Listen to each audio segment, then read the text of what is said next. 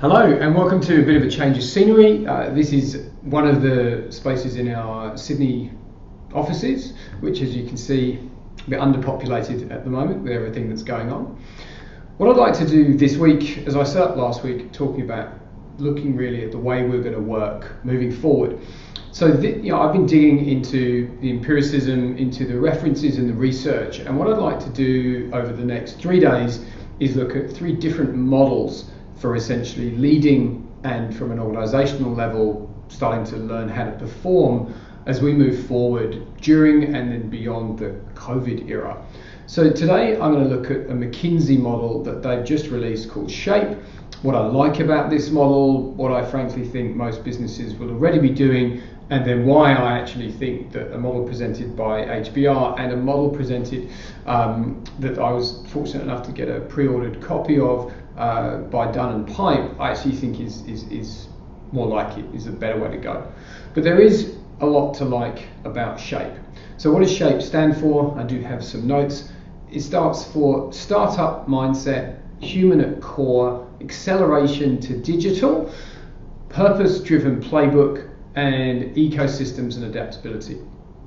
So I think all of that stuff makes sense. It's all logical, as one would expect from the high priests of consulting at McKinsey. The startup mindset to them is really all about impetus. It's about action over research, and it's about testing over analytics. Essentially, with this much uncertainty, spending time just purely with your data sets is almost always going to be a lag. So you need to just get out there, get into the terrain, as I like to say, and really sort of play with what's going on and essentially experiment in the live environment a lot more. That to me makes perfect sense. I would be interested as to how very large organizations are going to be willing to do that, and really the cognitive shift, the mindset change.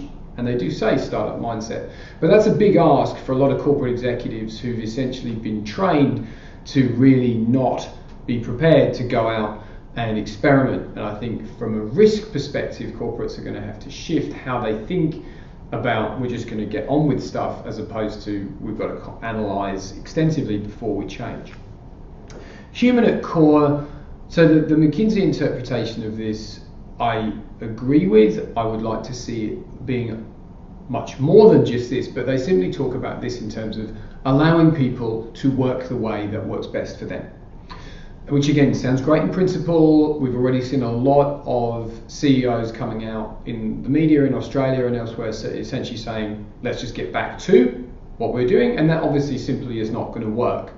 So can you interact with your workforce? Can you interpret and intuit from them what is going to work best for them and allow them to work that way? Acceleration to digital. Well, I would really hope that everybody was already on the journey to doing that if they weren't already doing that before COVID struck. So to me, that's just a pass. We'll move straight on from that. It's very obvious. The only contestation point would be if you're a business which essentially really fundamentally requires a physical service or a physical workforce in manufacturing, health frontline, retail frontline, and so on, how much can you digitize and how much can your employees tell you about how to digitize, as opposed to top down tell them. Purpose-driven playbook. I agree with purpose. I actually dislike the term playbook in connection with purpose. But yes, purpose should be in there. What I haven't seen so far from McKinsey really is them actually describing what a purpose-driven playbook is. But I think it's good that it's in there. I'm just questioning the extent to which it's actually fully evolved in this model. And the final one is ecosystems and adaptability. And look, I absolutely have encountered this. It's something I've spoken about in time on the terrain. This for McKinsey is all about supply chain effectiveness and resilience. And that having an ecosystem of essentially sort of a composite of suppliers is going to make you much more resilient moving forward. So look, I think this is a sensible model. It is very logic driven. I think ultimately, fundamentally, what it overlooks is a lot of the behaviour change that's going to enable this model to work. And essentially, for me, that doesn't actually go far enough, and it's not deep enough about how leaders will actually deliver this. Arguably it's not supposed to be, it's just a model. But I also think that the A in shape is rudimentary to the point of being condescending. I think if you're not already fully aware of the disruptive element of digital or how to use it as a vehicle, then what have you been doing? And really, I think, come on, McKinsey, let's step up, let's get a bit more than a accelerate to digital, at least as a flag. If you're going to roll into how do you do it, let's do that. But we need a little bit more. And I think the RISE model that I'll discuss tomorrow is a big leap and a much more behavioural based one, showing my own prejudice, to actually becoming a much more successful and performance driven organisation right now. See you tomorrow for that conversation. If any of the ideas I've covered today have been of interest, you can find more of these messages at 4iLeadership.com/insights or search Tim Collings on YouTube. And if you like, subscribe to get the daily broadcast in your YouTube feed.